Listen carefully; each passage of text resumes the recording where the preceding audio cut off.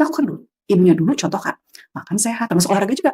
Kalau anak sudah terbiasa ngelihat, oh mau dia masih kecil, dia masih main di depan TV, ibunya udah olahraga, dia akan tahu bahwa oh, olahraga itu adalah bagian dari hidupku.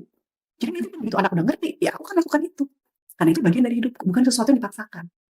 Karena dia lihat kan, dia lihat dari kecil, oh ibunya, ayahnya makannya begini, ada buah, ada sayur, makannya teratur, jamnya teratur, olahraganya teratur.